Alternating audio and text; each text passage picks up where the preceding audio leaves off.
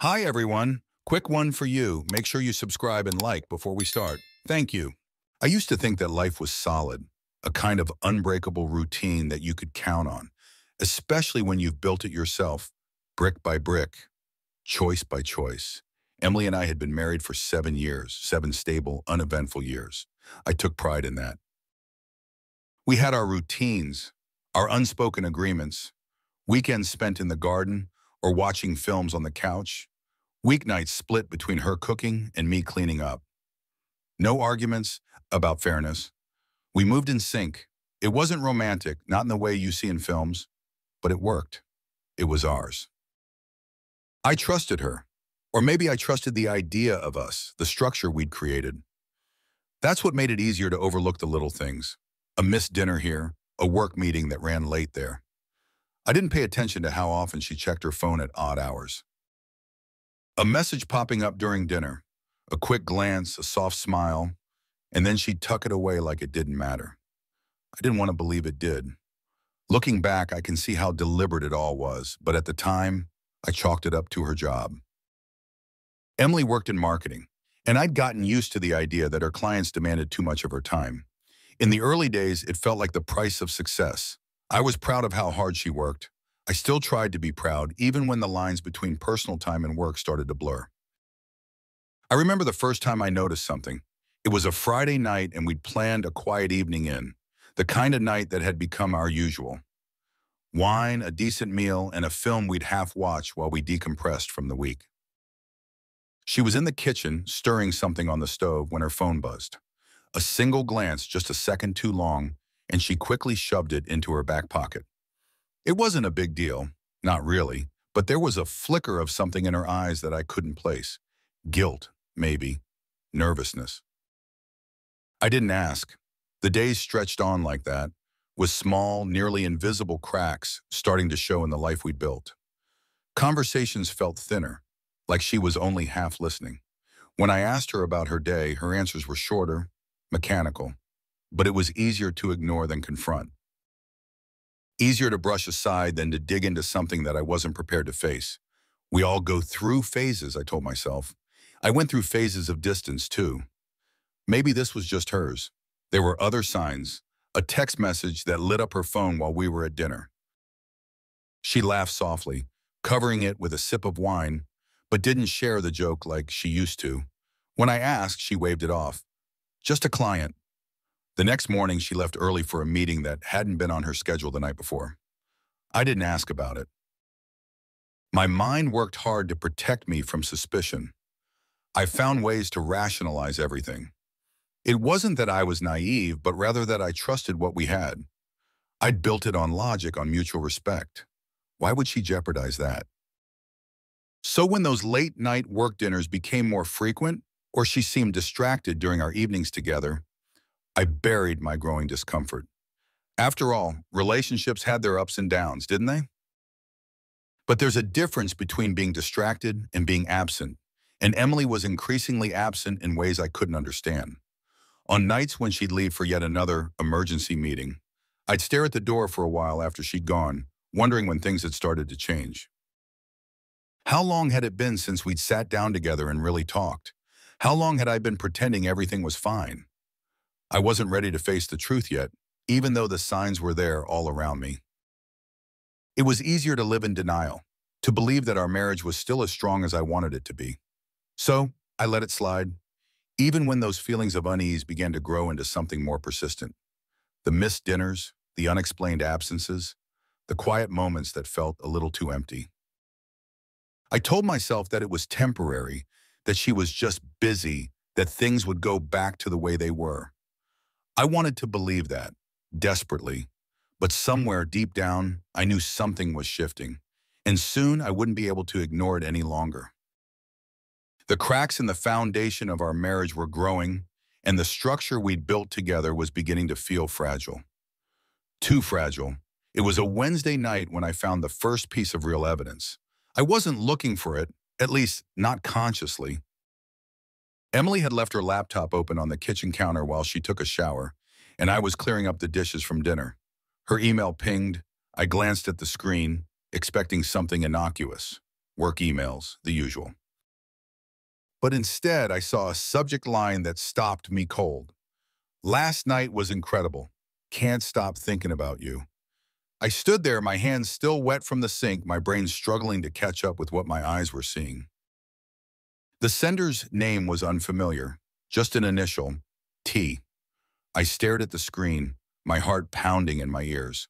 A part of me wanted to close the laptop, pretend I hadn't seen it, go back to the safe, ordered life I thought I still had. But that part was quickly drowned out by something colder, something sharper. I dried my hands on the dish towel and opened the email. The message was brief, but it was enough. T wrote about their time together, the passion, the way she'd made him feel. He wanted to see her again soon. There was no ambiguity, no room for excuses. Emily was having an affair. For a few moments, I just stood there, feeling my body go numb. It was like watching my life through a glass wall, distant and detached. I expected rage to take over, to feel the red-hot fury of betrayal, but instead there was only a chilling calm. My mind began to turn over the facts with cold precision. This wasn't a misunderstanding. It wasn't a mistake. It was deliberate, calculated, and happening under my nose. She had lied to me, lied to my face, day after day, night after night, and I hadn't seen it. I hadn't wanted to see it. I closed the laptop and leaned against the counter, trying to steady my breathing. The image of her with him, this T, flashed in my mind, but I pushed it aside.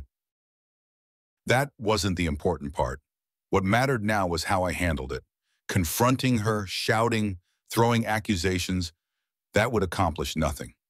It would give her the upper hand, let her twist the narrative, make excuses. I wouldn't give her that power. No, I needed to know more. I needed to understand the full scope of her betrayal before I acted. I wasn't going to react on impulse. This would require patience, calculation, two things I'd always been good at. Emily didn't know that side of me. She never needed to, but she was about to. For the next few days, I played the part of the loving, oblivious husband. I smiled when she told me she had to work late, kissed her goodbye when she left the house for meetings. I didn't ask where she was going, didn't press for details, even though I knew they were lies. Each time she walked out the door, I felt a surge of satisfaction. She didn't know that I knew, and that gave me the advantage. I started with her phone. While she slept, I carefully retrieved it from her bedside table. I'd always known her passcode. It was my birthday, a touch that now felt like a cruel joke. I scrolled through her messages, finding nothing at first. She was smart, cautious. She had deleted most of her conversations with T, but she'd missed a few, hidden in a thread with a friend. In one exchange, she made a vague excuse about her whereabouts during a weekend I'd been out of town for work. It was enough to confirm what I'd already suspected. This affair wasn't a one-time thing. It had been going on for months. I dug deeper, tracking her movements. She wasn't careful enough. The hotel receipts were in her email, cleverly disguised as work-related expenses, but the dates matched the night she'd claimed to be at the office late. I even found an online reservation for dinner at a restaurant we'd once visited together. Only this time, the reservation was for two, and I hadn't been invited. Piece by piece, I built the picture of her deception, each discovery feeding the cold fire inside me, but I never let it show. Around her, I was the same. I made her coffee in the mornings, kissed her goodnight, played the part of the perfect husband, all while gathering the evidence I needed. The more I uncovered, the less I felt the need for a confrontation. She wasn't worth that. Emily's affair wasn't a mistake. It was a choice, and I wasn't going to let her off with a tearful apology or some half-hearted attempt to explain it away. No, I was going to dismantle her life, piece by piece, the same way she had dismantled our marriage. I started planning. It wasn't enough to simply end things. I wanted her to feel the weight of her decisions, to understand that there were consequences for betraying me. But I wasn't interested in shouting or fighting. That would be too easy for her. I wanted something more precise, more methodical. She needed to lose everything, just like I had, only worse, because she wouldn't see it coming. The first step was subtle. I began planting seeds of doubt in her social circles, small things she wouldn't notice right away. I mentioned offhandedly to one of her colleagues at a work event that Emily seemed a bit stressed lately, that I was worried about her. The colleague nodded sympathetically, but I could see the wheels turning. In another conversation with one of her friends, I casually mentioned how Emily had been working so much overtime lately that we barely saw each other. Again, just enough to plant a thought, a whisper of suspicion. I wasn't sure how much of it would take root, but it didn't matter. The goal was to create the foundation for what would come later. The next step was more direct. I started slipping into her work life, small acts of sabotage that would seem like accidents or oversights on her part. A deleted email here, a missed meeting there.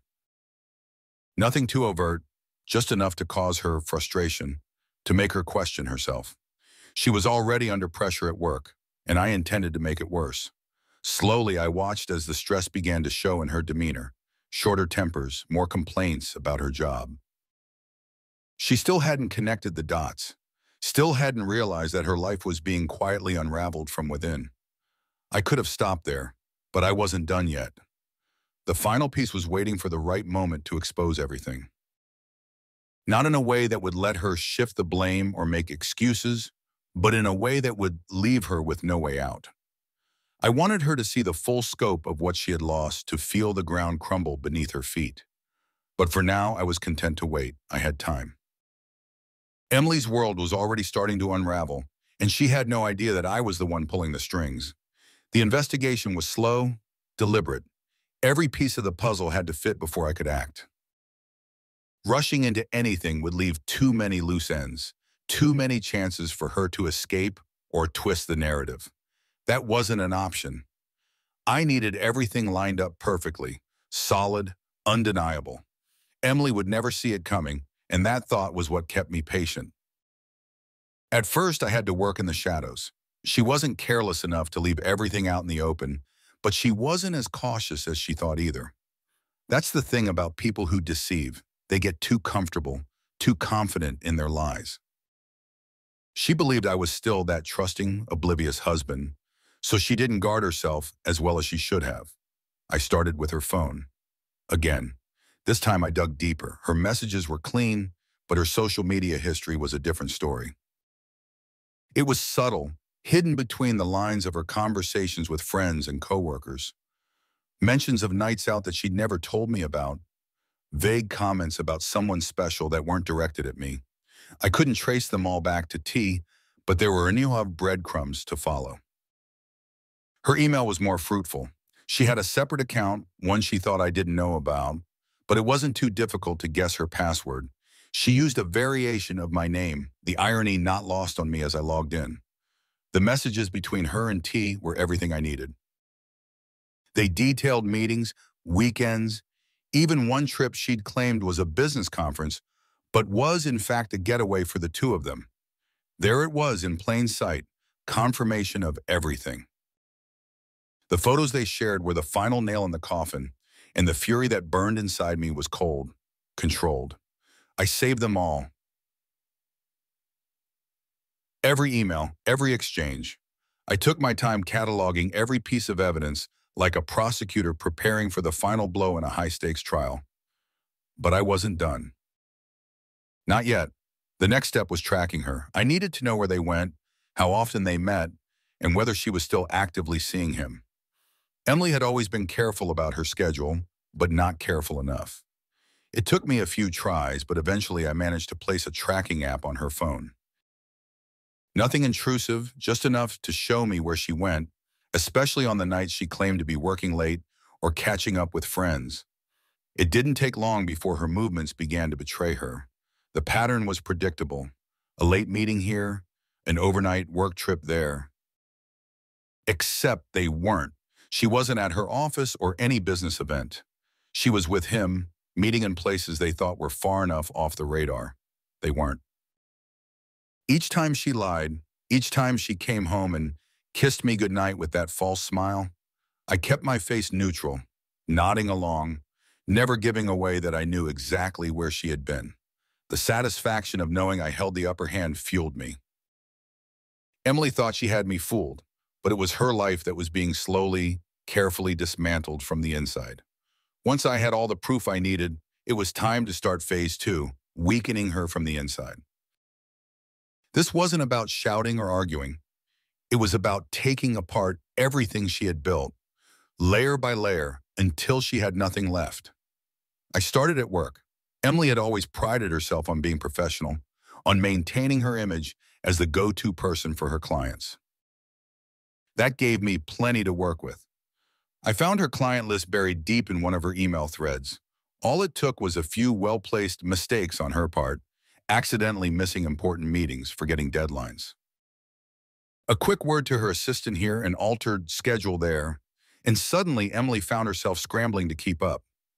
She was too focused on juggling her affair to realize that her professional life was beginning to fall apart. I stayed one step ahead, always just out of reach. A deleted email here, a meeting rescheduled there, and soon her clients began to complain. Not to her face, of course. They weren't suspicious of Emily yet. They still saw her as reliable, but the seeds of doubt were being planted. At home, I kept the same approach. I played the part of the loving husband, but I began to introduce subtle changes. I'd move her keys, alter small details in our house, things she couldn't quite put her finger on. She'd accuse me of being forgetful, but when I'd deny it, she'd start to doubt her own memory. It was small, inconsequential at first, but it added to her stress. Slowly, I watched as she became more agitated, more anxious.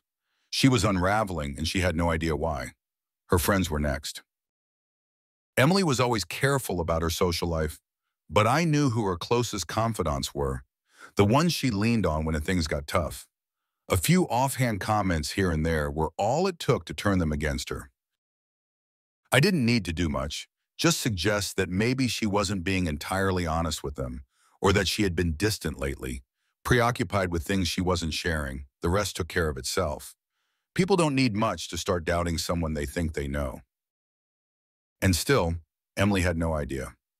I could see the strain in her eyes when she came home. She'd complain about work, about how things seemed to be slipping out of her control. She'd ask if I'd noticed anything strange, if something seemed off. I'd shrug, tell her everything seemed normal to me, and she'd nod, though her eyes held the kind of doubt that had taken root deep inside her. She was starting to spiral, and I knew it was only a matter of time before everything came crashing down. One evening, I followed her.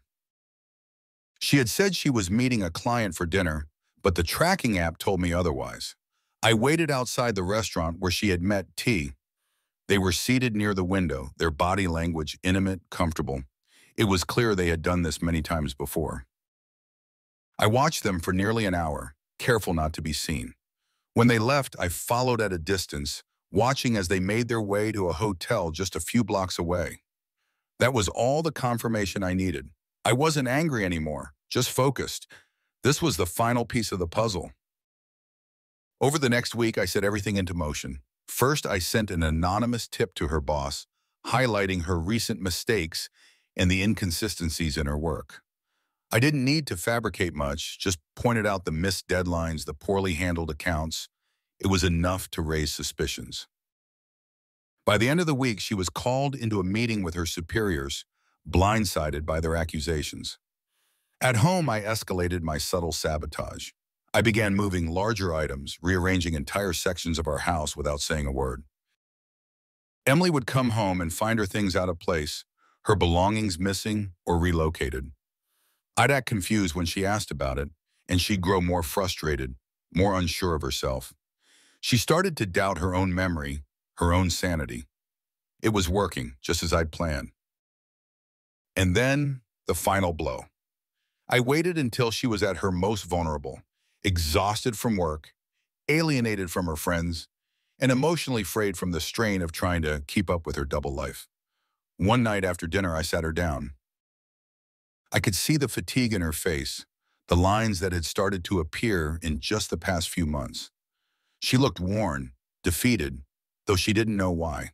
"I need to talk to you," I said, my voice calm, measured. She looked up, startled, sensing the seriousness in my tone.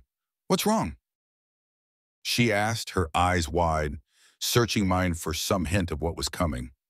I slid my phone across the table, the screen showing the photos, the emails, the messages between her and T. Her face went pale, the blood draining from her cheeks as she stared at the evidence. For a moment, she didn't say anything, didn't even move. She just sat there, frozen, her eyes darting across the screen as she tried to process what she was seeing. "I know everything," I said, my voice even, controlled. "I've known for a long time."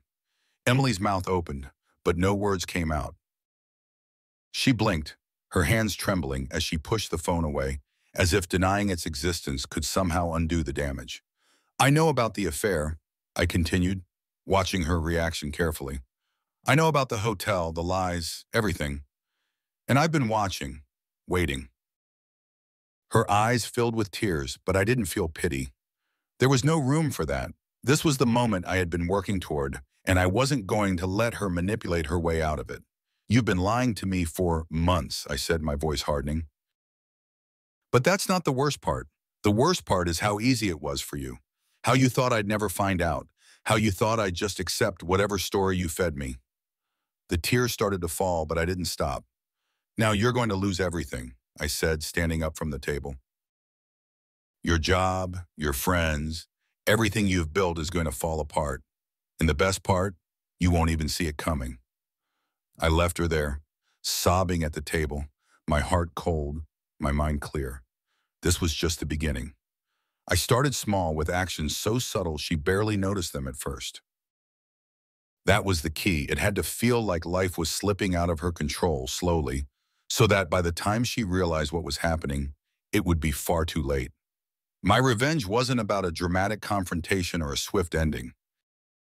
It was about dismantling her world piece by piece until everything she had was ashes. The first step was moving things around, just enough to disorient her, but not so much that it felt deliberate. I'd take her keys and place them somewhere she never would, a different pocket in her bag, a drawer she rarely used. When she spent 20 minutes searching for them before heading to work, I'd act sympathetic, helping her look, but planting that seed of doubt in her mind. Small frustrations like this accumulated. It became easier to shift responsibility, to make her believe that the fault lay with her. Next, I started on her digital life. I had access to everything now, her phone, her emails, her social media. She trusted me enough not to suspect that I would look through her accounts, and that was her first mistake. She still hadn't changed her passwords. That carelessness allowed me to take control in ways she couldn't even imagine. I began deleting critical emails, ones she had flagged as important for work, and moved them into obscure folders she'd never think to check. Then, I'd watch as the fallout played out at her office, her stress levels rising as she struggled to find information that was suddenly missing. Her colleagues began to notice. She told me one night over dinner, a tired sigh as she complained about a botched project that wasn't her fault, but made her look unprofessional. "They're starting to doubt me," she said, taking a long sip of wine. "It's like things keep slipping through my fingers."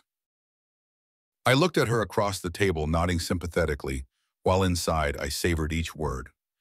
"You've been under a lot of pressure lately," I said, feigning concern. "Maybe you just need to take a break." Of course she couldn't. Her work was too important to her, and that was what made it the perfect target. The tighter she tried to hold on, the more things slipped out of her grasp. The cracks in her professional life were growing, and it was only a matter of time before they spread further. At home, I ramped up the pressure. I started gaslighting her in small ways, things she wouldn't be able to pin on me, but that would drive her crazy with doubt. The thermostat would be set higher than she left it. The settings on the TV would change. I swapped her makeup remover with a similar-looking bottle of lotion and watched as she grew increasingly frustrated with her own reflection, wondering why her skin felt different, why her routine no longer worked. I began changing her schedule without her realizing it. I'd make a note on the calendar, something innocuous like a dinner reservation or a meeting reminder, and then delete it just before the event. She'd show up late, disorganized, embarrassed. Her friends started to notice too, first subtle shifts in her behavior, then full-blown missed commitments. "You're not yourself lately," one of them told her during a brunch she almost forgot. Emily blamed work stress, but I knew the truth. I made sure that everyone around her saw it too. I spread rumors through mutual acquaintances, small whispers about how Emily had been acting strange lately, how she seemed distant and distracted. It didn't take much. People are quick to believe what they already suspect. Soon, her once solid social circle began to erode, her friends offering her sympathetic smiles that barely concealed their doubt. Her life outside of work was starting to unravel, and she had no idea I was pulling the strings. The real impact, though, was at her job. I focused there because I knew it was the foundation she relied on. She defined herself by her career success, the way people respected her professional abilities. Undermining that was key to dismantling her confidence. I waited for the right moment before escalating. It wasn't enough to plant doubt. I needed to create a real, tangible failure that would take her down a notch in front of her peers. I targeted a major project she'd been working on for months. She was set to present it to the board, an important step in securing a promotion she'd been eyeing for years. Emily had no idea I'd been siphoning information from her files, slowly but steadily erasing key data. I made sure her final presentation was incomplete, and I watched from the sidelines as her carefully crafted career imploded in front of her arm. She came home that night looking devastated.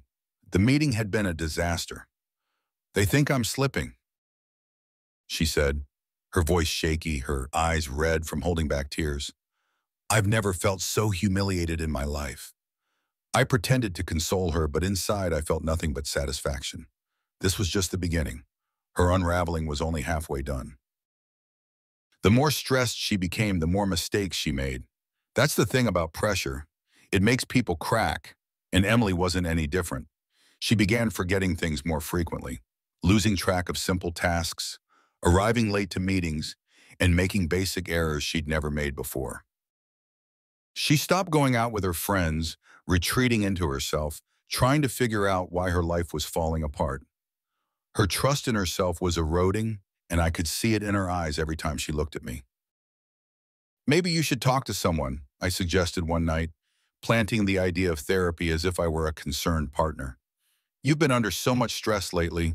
It might help to get some outside perspective." She hesitated. "Maybe," she muttered. "I don't know. I just feel like nothing makes sense anymore." She was losing control, and it was beautiful to watch. But I wasn't finished. The final stage of my plan involved bringing her affair into the light, but not in the way she expected. I wasn't going to explode with rage or confront her with accusations. No, that was too predictable. Instead, I decided to make her do it herself. One evening, I left her phone out where she could see it, knowing she'd pick it up when I wasn't looking. I'd planted a few well-timed messages from T in her inbox, left open just enough for her to notice when she skimmed. They were vague but suggestive, the kind of thing that would plant the idea that I knew more than I let on. When she read them, her face went pale. I watched as she tried to suppress her panic, acting as though nothing had happened. But the cracks were widening. From then on, she became more erratic, checking her phone constantly, deleting messages before I could see them, avoiding conversations about her day. I let her squirm. The tension was rising, and she was coming apart at the seams. Every day that passed was a victory for me, knowing that she was living in fear, wondering when I would confront her. She was waiting for the storm, not realizing I had already been the one orchestrating it all along. Finally, I set the trap. I told her I was going away for a weekend work trip, the kind that usually gave her the freedom to meet with her lover without fear. This time, I knew exactly where she would be. She fell into the pattern so easily, setting up her little rendezvous with T, thinking I was miles away, but I wasn't. I'd arranged for a friend of mine, someone she didn't know, to take photos of them together, clear, undeniable proof of her betrayal. That Sunday night, I returned home earlier than expected. I walked in with the photos, calmly laying them on the table in front of her. Her face went pale as she realized what they were. "You think I didn't know?" I asked, my voice cold. "You think I didn't see this coming?" She stammered, trying to find words, but I cut her off. "You've been lying to me for months. Every time you left this house, every excuse you made, I knew. And now you're going to live with the consequences. She looked down at the photos, her hands shaking, her breath shallow. I, I didn't mean for it to happen, she whispered, her voice barely audible. I don't care, I replied, my voice sharp. You think an apology will fix this? You've already destroyed everything. Now it's your turn to watch your life fall apart. She didn't cry. She didn't beg. She just sat there, stunned, realizing how meticulously I had orchestrated every piece of her downfall. Her job was hanging by a thread, her friends had distanced themselves, and now the affair was out in the open, with evidence she couldn't deny. There was no way out for her. I stood up, leaving the photos on the table, and walked out of the room. The sound of her sobbing followed me, but I felt nothing. This was the final move in my game, and it had ended exactly as I'd planned. The victory wasn't explosive or dramatic. It was quiet, controlled, and absolute. She was broken, and for the first time in months, I felt like I was whole again. The unraveling was exquisite in its slow burn. The more I pushed, the faster Emily's life spiraled out of control, and the tighter she tried to hold on to the pieces, the more they slipped through her fingers. My strategy had been simple at first, just a few calculated moves to unsettle her. But now it was time to escalate. I needed to see her world crumble, not just shake, and it was working. At work, things had worsened. I had quietly planted seeds of doubt in her colleagues' minds, but now I made sure those seeds grew into something destructive. I anonymously sent a few messages to her boss, carefully worded complaints from clients about missed deadlines and poor communication. I doctored emails to make it seem like Emily had been disorganized, unprofessional even, and as I watched her try to juggle it all, I knew the pressure was mounting. One night she came home late, her face pale, eyes rimmed with red. I barely had to ask before she started talking. They pulled me off the project, she whispered, sinking into the chair across from me. They said I wasn't performing, missing meetings, forgetting things. But I know I haven't. Her voice cracked as she buried her face in her hands. I don't understand what's happening to me. The irony was sweet. She had no idea how deep my hands were in her failures. I leaned forward, offering a supportive hand across the table, but my words were hollow even as they came out. Maybe you just need a break, I suggested softly. You've been working so hard lately. Stress can make people forget things. Her eyes, glazed with exhaustion, met mine. She looked like she was drowning, and for a moment I almost felt something close to pity, but not quite. Pity required caring, and I had long since severed that connection. Maybe, she muttered, maybe I just need to sleep. I feel like I'm losing my mind. I nodded, agreeing, but inside, I reveled in the fact that she had no idea how right she was. Losing her mind was exactly the plan. The gaslighting continued at home. I kept shifting her belongings, making subtle changes to our routine. She'd wake up and find her clothes hanging in the wrong section of the closet.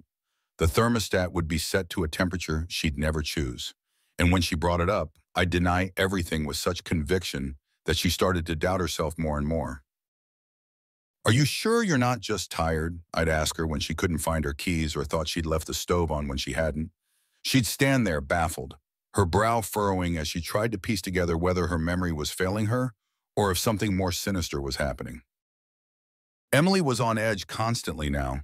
I saw it in the way she flinched at small noises, the way she hesitated before speaking, as if she no longer trusted herself. She had withdrawn from her friends, mostly out of shame, I assumed. They had started pulling away too, likely thinking her erratic behavior was the result of some personal failing, some hidden shame she hadn't confided in them. One afternoon, when she was out, I visited one of her closest friends, Dana. I had carefully cultivated a friendly rapport with Dana over the years, knowing she was one of the few people Emily truly relied on. Emily's been off lately, I confided in her, my voice low, as if I didn't want to betray my wife but was genuinely concerned. Dana frowned. Yeah, I've noticed. She seems, I don't know, anxious, like she's hiding something. I nodded slowly. I've tried to talk to her, but she won't open up. She's been distant, and I'm worried. It's like she's not herself anymore. The concern in Dana's eyes deepened. Do you think she's okay?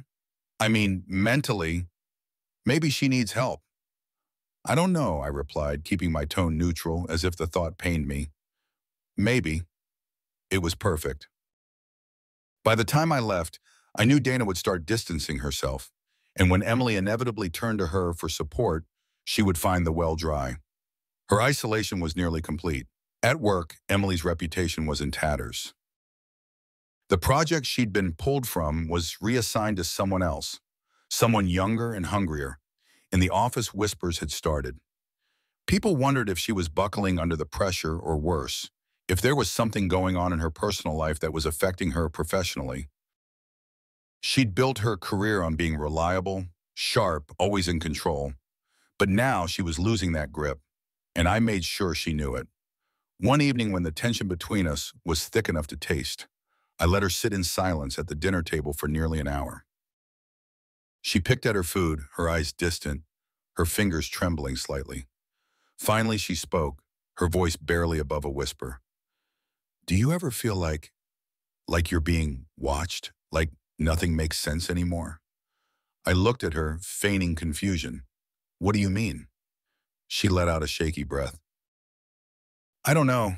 It's just things are missing or out of place, and I can't tell if it's me or... She trailed off, her eyes wide and fearful.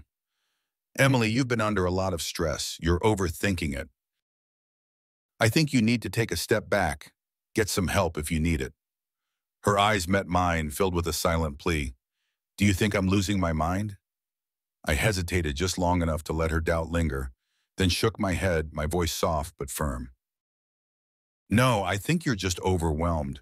You've been going through a rough time, and maybe you need some space to figure things out. She nodded slowly, but the fear in her eyes didn't fade. She was starting to crack. The next day, I took it a step further. While she was at work, I had our house's locks changed, just slightly. Not enough that her key wouldn't work at all, but just enough that it would stick when she tried to turn it, making her question even that basic sense of security. When she came home and struggled with the door, I stood by, watching through the window as she jiggled the key with growing frustration. By the time she walked inside, her face was flushed with irritation, her movements sharp and jerky. She threw her bag on the floor, her breath shook as if she had been running. What's wrong? I asked, my voice laced with concern. The damn lock, she snapped, rubbing her temples. I couldn't get it open. I raised an eyebrow, trying to look surprised. That's strange. I didn't have any trouble with it earlier. She glared at me, but said nothing, too tired to argue. I could see it in her eyes, the doubt, the frustration. She was trapped, not just in this house, but in her own mind. She couldn't trust her surroundings, couldn't trust herself. And she certainly couldn't trust me, though she hadn't fully realized it yet. The more she unraveled, the closer I came to pulling the final thread. Her relationship with T was already crumbling. They had grown careless, their once discreet affair now laced with tension. I had kept tabs on their communication, watching as the cracks began to show. He was growing impatient with her increasing neediness, while she clung to him as the last vestige of stability in her life. It was only a matter of time before their little tryst exploded, and I planned to ensure that it did, publicly if possible. I scheduled a work trip for the following weekend, telling her I'd be out of town, knowing full well that she would use the opportunity to meet him. I had made sure their texts reflected the plan. Dinner at his place, followed by an overnight stay. It was routine for them now, though they had no idea this would be the last time. When the weekend came, I didn't leave town. Instead, I waited until they were comfortably settled in. Then I arrived at T's place, a friend by my side armed with a camera. We watched from a distance, waiting for the perfect moment, capturing every incriminating frame. The next morning, I returned home, the evidence in hand. Emily had no idea what was coming. She walked into the kitchen, exhausted from her night away, her face flushed with guilt. I could see the tension in her movements as she sat down at the table, her fingers toying with the edge of her coffee cup. She barely glanced at me, and that was fine. I wanted her to be comfortable before I shattered her world. I slid the photos across the table without a word. She froze, her fingers tightening around the cup. Slowly, she looked down, her eyes widening as she saw the images, her and T tangled together in his bed, oblivious to the camera that had been watching them. Her face went pale, her body trembling as she realized what this meant. "How long have you known?" she whispered, her voice barely audible. I leaned back in my chair, savoring the moment. Long enough. Tears welled in her eyes, but I felt no sympathy. "Please," she started, her voice cracking. "I didn't mean for this to happen. It was a mistake. A mistake," I interrupted, my voice cold. "A mistake that lasted for months? That you planned time and time again?" She didn't respond, her tears falling freely now, her body shaking with sobs. But I didn't feel pity. This was the moment I had been building toward, the culmination of every step I had taken. "I've been watching, waiting," I continued, my voice low and controlled. "And now it's all over. Your job, your friends, this affair, everything is gone." Her sobs filled the room, but I stood, leaving the photos on the table in front of her as I walked away, her world collapsing around her. I had won, and she knew it. I waited for the perfect moment to confront her. By now, Emily was a shadow of her former self, the confident woman who had once balanced her career, friends, and our marriage with ease was gone. In her place was someone fragile, paranoid, and scared, exactly where I needed her to be. The slow disintegration of her life, both personal and professional, had taken its toll. I knew that she wouldn't be able to hold up under the weight of it all much longer. The lies had piled up, and her carefully constructed world was crumbling around her. She was floundering, barely holding on, and I was ready to deliver the final blow. It happened on a Tuesday evening. The house was quiet, and Emily had been home for hours, sitting in the living room, barely moving. Her phone buzzed every now and then, but she ignored it, as if she couldn't bear to face whatever awaited her in those messages. T had been distant lately. I had monitored their exchanges, watched their once playful, intimate conversations devolve into curt, frustrated replies. He was losing interest, and I had helped that along by orchestrating disruptions in her personal life that made her cling to him even more. That night, I walked into the room with purpose, my plan finally reaching its climax. I didn't need a dramatic setup. Emily was already fragile, her mind spinning with doubt and confusion. I sat down across from her, making sure she saw the seriousness in my expression. "We need to talk," I said, my voice calm but commanding. She looked up, her eyes red and swollen from what I assumed were nights of little sleep. The weight of her guilt hung heavy in the air. She knew something was coming, but she couldn't have anticipated the extent of it. "What's going on?" she asked, her voice trembling. There was a flicker of hope in her tone, as if she still believed she could control the situation, that somehow I didn't know everything. I didn't say anything at first. Instead, I reached for the envelope I had prepared, sliding it across the coffee table toward her. She hesitated, her hand hovering above it for a moment before picking it up. Slowly, she opened it and pulled out the photos, her eyes widening as she realized what they were. There was no mistaking it, clear images of her and T together. The looks of intimacy between them, the unmistakable affection. Her hand trembled as she held the evidence of her betrayal. For a moment, the room was silent, the weight of the photos pressing down on her like a physical burden. "How long?" I asked, my voice barely above a whisper. I didn't need to raise it. The power in that moment came from the control I wielded, the knowledge that I had every piece of her life in my hands. She didn't respond at first, her eyes glued to the photos as if hoping they would disappear. When she finally spoke, her voice was hollow, broken. I I didn't mean for it to happen," she stammered. It was a mistake. I didn't know how to stop." I leaned forward, my gaze never leaving hers. "A mistake that went on for months? A mistake that you lied about every single day?" Tears welled up in her eyes and she shook her head, her hands clenching the photos tightly. "I'm sorry," she whispered. "I'm so sorry." Sorry. The word hung in the air, meaningless to me. It was too late for apologies, and we both knew it. "I've known for a long time, Emily." I said, my voice calm, measured. "I've known about you and him. The lies, the meetings, the nights you claimed to be working late. I've watched you waiting. Her eyes widened in shock, and she opened her mouth to speak, but I cut her off. Every single step of your life, I've been one step ahead of you. The chaos at work, the missed deadlines, the friends who've started pulling away. That wasn't an accident. She stared at me, her tears now flowing freely. What? What are you saying? I'm saying, I continued, that your life has been falling apart because I've made sure it has. I've been dismantling everything you've built piece by piece, and now you're left with nothing. The devastation on her face was everything I had envisioned. She looked utterly broken, her entire world shattered by the realization that I had been behind her downfall the entire time. The betrayal she had inflicted on me was nothing compared to the careful, methodical way I had dismantled her life. You did this? She whispered, her voice barely audible. Yes, I replied coldly. And now you have nothing. Your job is in ruins. Your friends don't trust you, and the man you've been seeing is pulling away. Everything you thought you had is gone, just like you destroyed our marriage. Emily's body shook as she sobbed uncontrollably.